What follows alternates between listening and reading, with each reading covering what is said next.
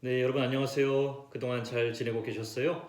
이번 주간이 고난 주간이라서 여러분 각자 나름대로 예수님의 사랑과 고난, 그 깊은 묵상의 시간을 보내고 있으리라 생각이 듭니다. 오늘은 여섯 번째 시간 다윗의 망명 생활 사무엘상 21장에서 26장까지 말씀을 중심으로 함께 이야기를 나눠보고자 합니다.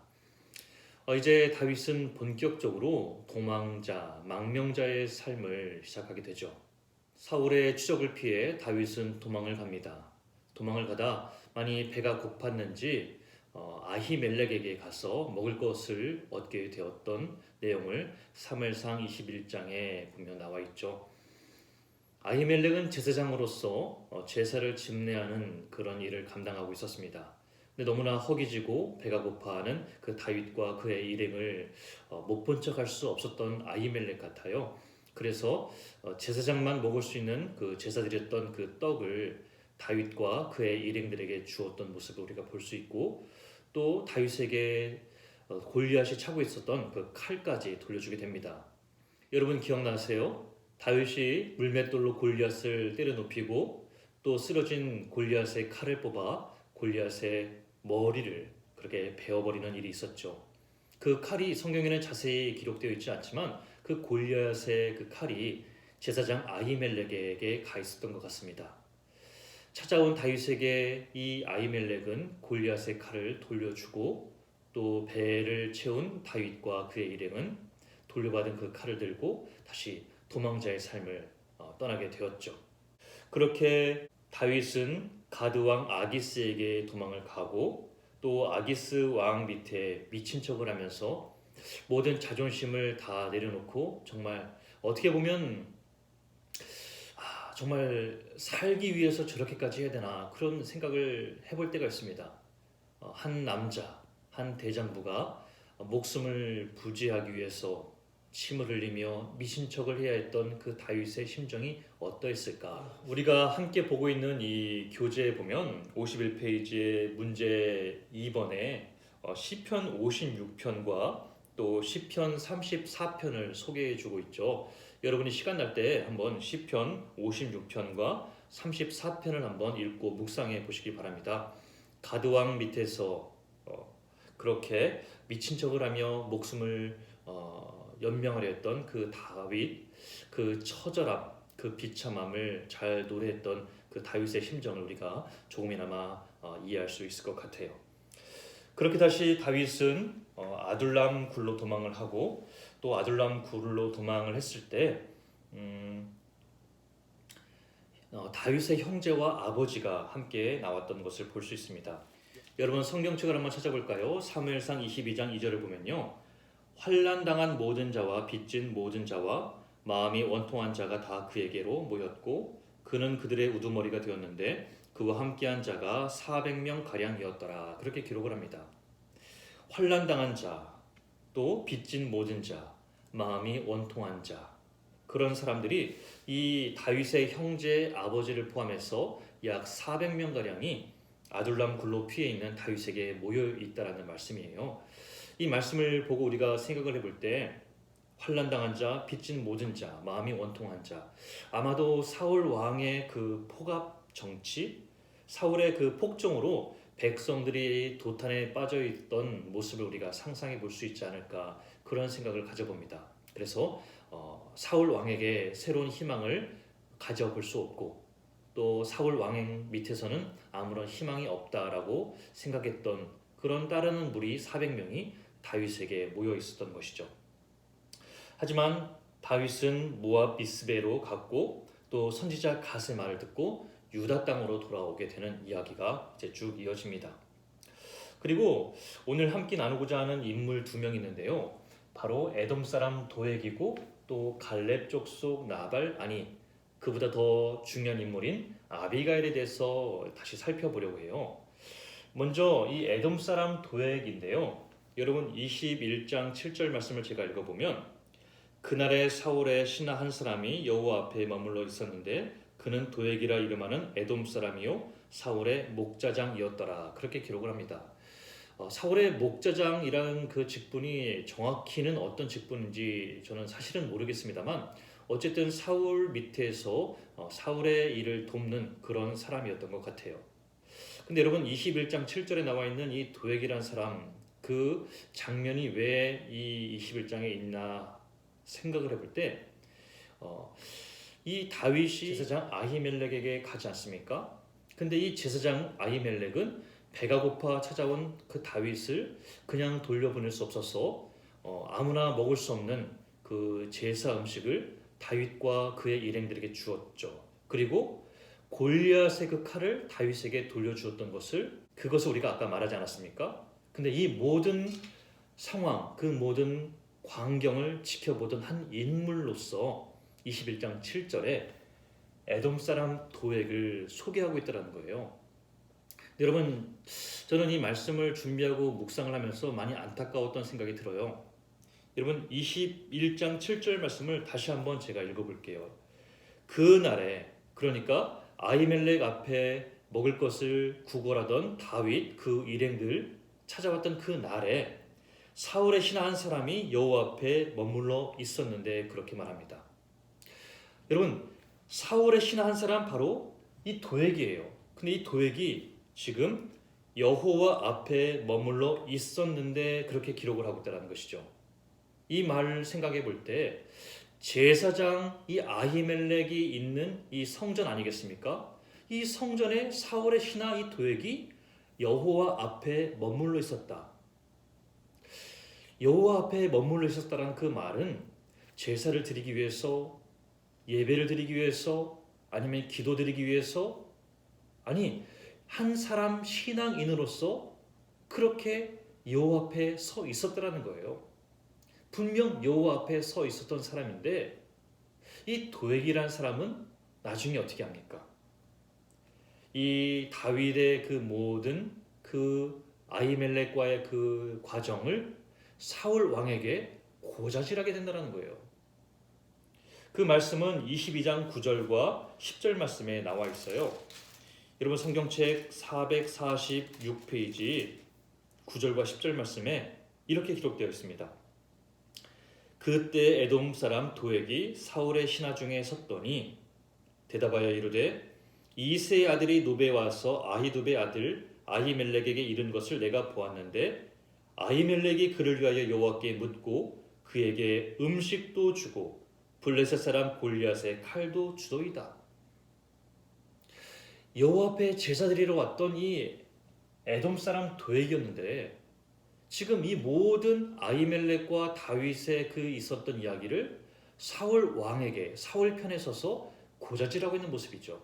이 사울 왕은 그를 따르는 호위병들에게 이 제사장들을 다 죽이라고 명령을 합니다.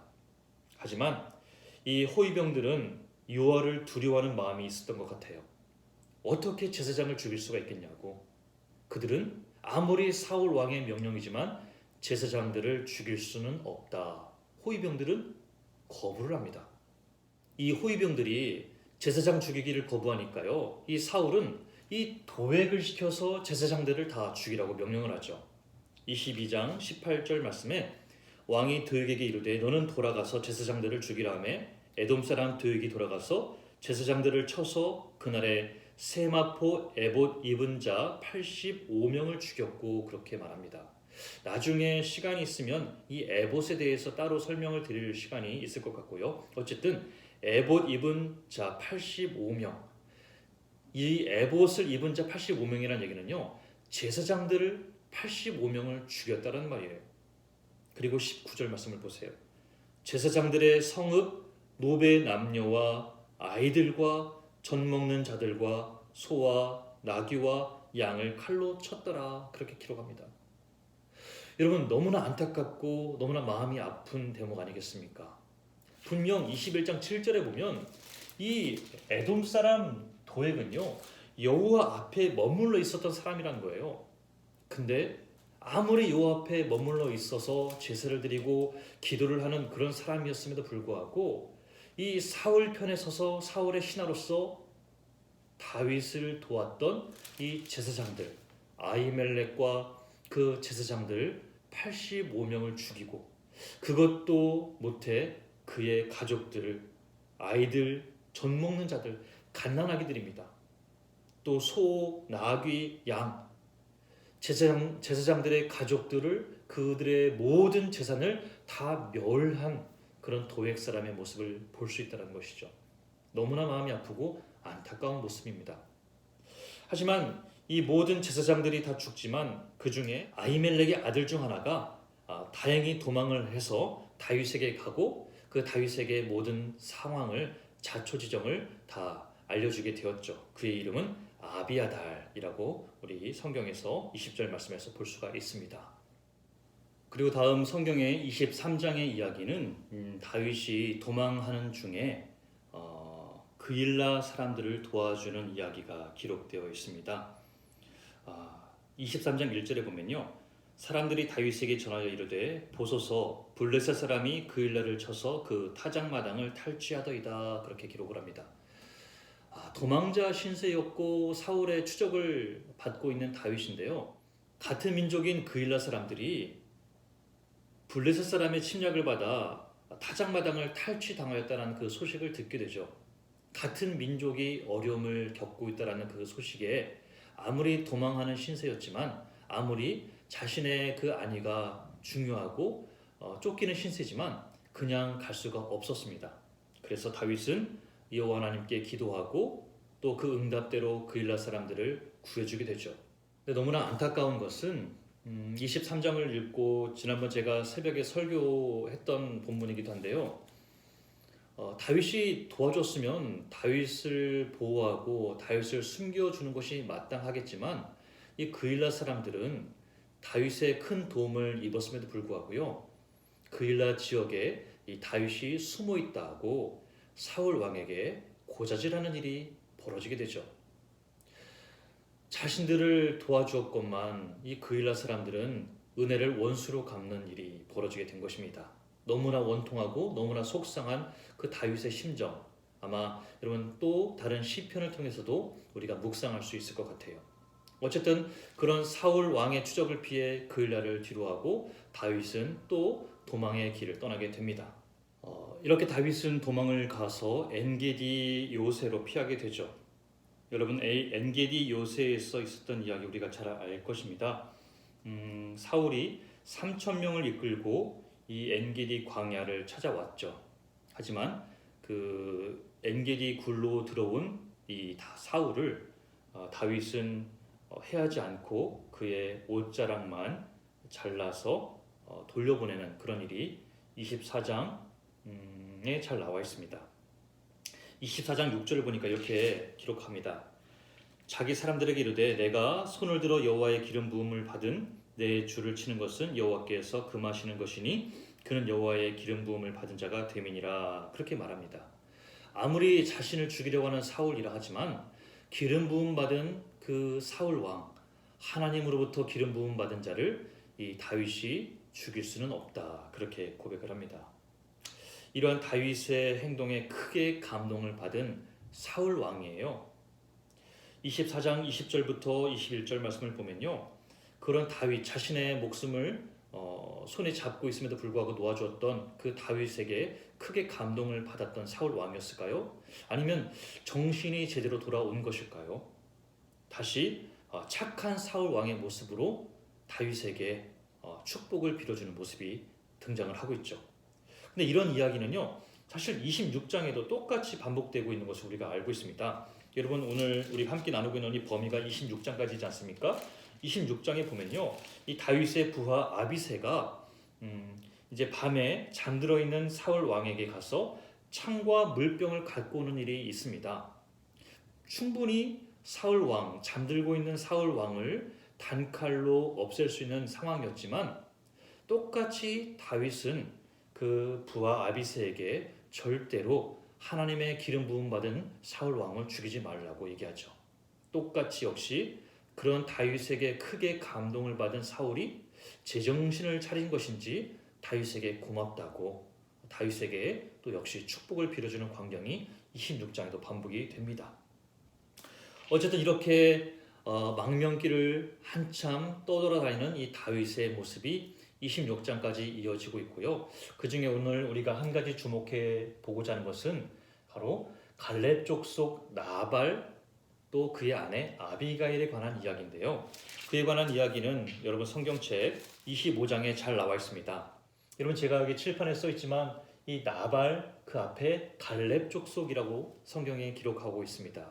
민수기에 보면 이 여호수아와 갈렙 이야기가 나와 있지 않습니까?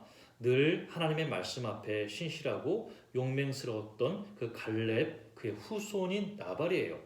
근데 오늘 성경에 나와 있는 그 나발이 갈렙 족속의 후손이라고 한다면 너무나 실망스러운 안타까운 모습을 우리가 볼 수 있게 되는 것이죠.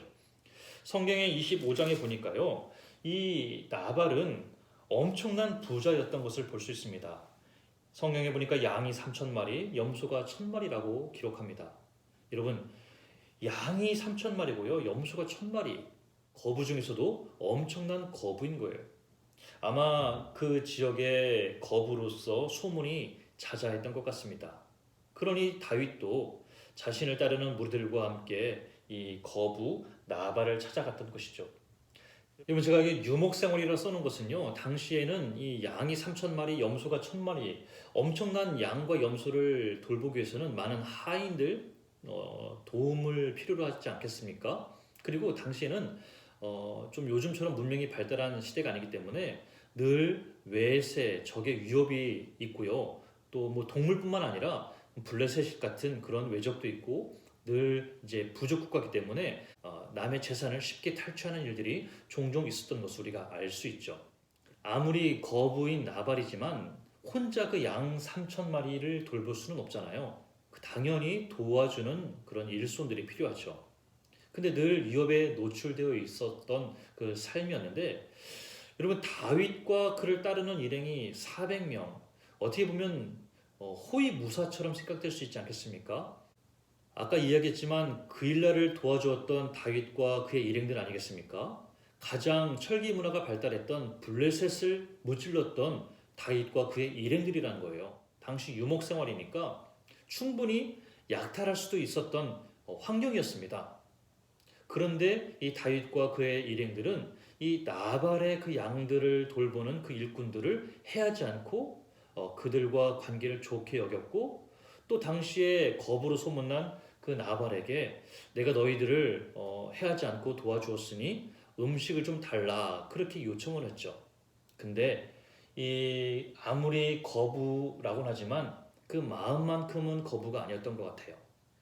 여러분 성경책 25장 4절부터 제가 한번 읽어볼게요. 다윗이 나발이 자기 양털을 깎는다음을 광야에서 들은지라 그렇게 기록을 합니다. 여러분 양털 깎는 날 여러분 양털 깎는 날이라는 것은요 요즘 말로 치면은 추수하는 날 여러분 양이 3,000마리라고 하지 않았습니까? 근데 그 양 3,000마리를 뭐 물론 한꺼번에 3,000마리 양을 다 깎을 수는 없겠지만 어쨌든 날을 잡아서 그 털이 풍성한 그 양들의 털을 깎는 날이 있었던 것 같아요. 요즘 말로 치면은 추수하는 날로 생각될 수가 있겠고요. 또 쉽게 말하면 김장하는 날, 동네 잔칫날로 생각을 쉽게 할 수 있을 것 같아요. 여러분 김장할 때 어떻습니까? 동네 많은 사람들이 옛날 얘기겠지만 도와주고 또 뭐 보쌈도 만들어서 같이 먹고 같이 나누는 또 그런 잔칫날의 그 모습을 연상할 수 있을 것 같아요. 25장 8절을 보면요 이렇게 기록되어 있어요. 네 소년들에게 물으면 그들이 네게 말하리라. 그런즉 내 소년들이 네게 은혜를 얻게 하라. 우리가 좋은 날에 왔은즉 네 손에 있는 대로 내 종들과 내 아들 다윗에게 주기를 원하노라 하더라. 그렇게 기록을 합니다. 좋은 날, 잔칫날, 양털 깎는 날에 좀 먹을 것 좀 달라고 너희들이 유목 생활할 때 우리가 해하지 않고 도와주지 않았냐고 좋은 날, 추수하는 날, 양털 깎는 날에 왔으니 좀 음식을 같이 좀 나눠달라 그렇게 이야기를 한 다윗의 그 따르는 신하들, 그 소년들의 이야기입니다.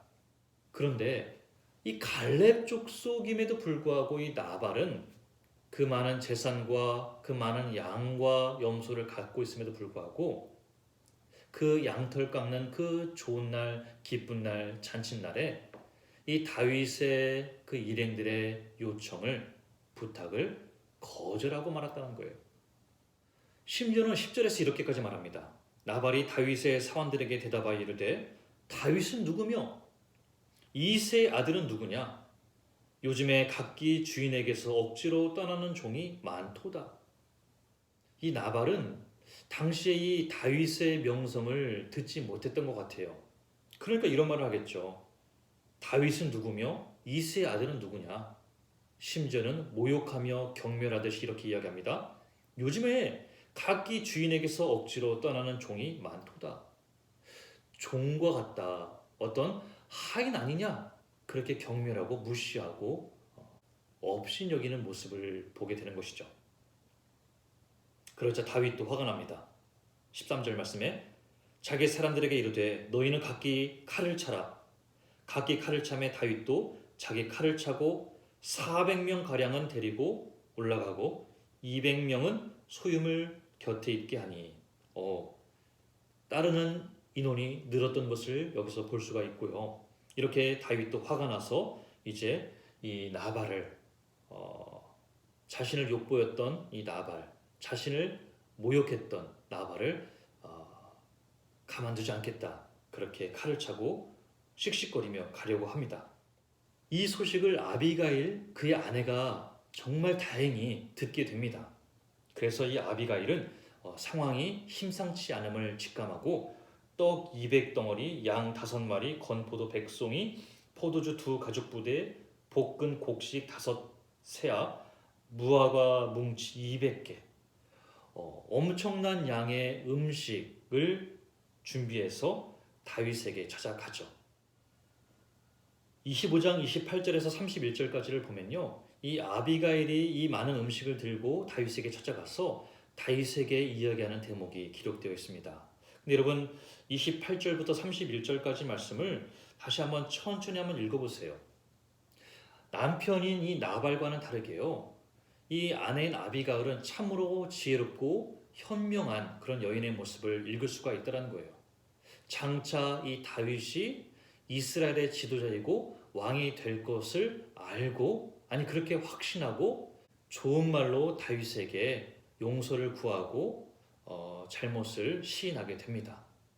당신은 장차 이스라엘의 지도자가 될 것이니 내 주여 내 여종을 생각하소서 그렇게 말을 하고 있죠. 참으로 현명한 이 아비가일의 모습을 보게 됩니다. 화가 머리끝까지 치밀어 올랐던 다윗이 현명하게 자신을 대해주는 이 아비가일의 말을 다 듣고 나서는 33절에 이렇게 이야기합니다. 또 내 지혜를 칭찬할지며 또 내게 복이 있을지로다. 오늘 내가 피를 흘릴 것과 친히 복수하는 것을 내가 막았느니라 그렇게 말합니다. 이런 현명한 아비가일의 대처로 인해서 다윗도 안도의 한숨을 내쉬진 않았을까요? 이 33절에 보다시피 오늘 내가 피 흘릴 것과 친히 복수하는 것을 네가 막았느니라 그렇게 말하지 않습니까? 이런 현명한 아비가일의 모습을 보면서 이 말 한마디로 천냥빛을 갚는다라는 우리나라 옛 속담이 바로 이런 모습이 아닌가 그런 생각이 듭니다. 아무리 화가 난 다윗도요. 이 아비가일의 현명한 이 말 28절에서 31절까지의 그 말처럼 그런 지혜롭고 현명한 이 아내의 아비가일의 그 말을 통해 이 다윗도 화가 누그러졌던 그 모습을 우리가 보고 배우게 된다는 것이죠. 우리들도 말로 인해서 실수하고 말로 인해서 까먹을 때가 얼마나 많습니까? 이런 현명한 아비가일의 모습을 성경을 통해서 배울 수 있지 않을까 그런 생각을 가져봅니다. 근데 여러분 이 아비가일이 얼마나 현명하냐면요. 뒤에 나와 있는 그 25장 36절을 보세요. 25장 36절에 보면 아비가일이 나발에게로 돌아오니 그가 왕의 잔치와 같은 잔치를 그의 집에 배설하고 크게 취하여 마음에 기뻐함으로 그렇게 기록을 합니다. 이 남편 나발은요 지금 무슨 일이 벌어지고 있는지 전혀 알지 못합니다.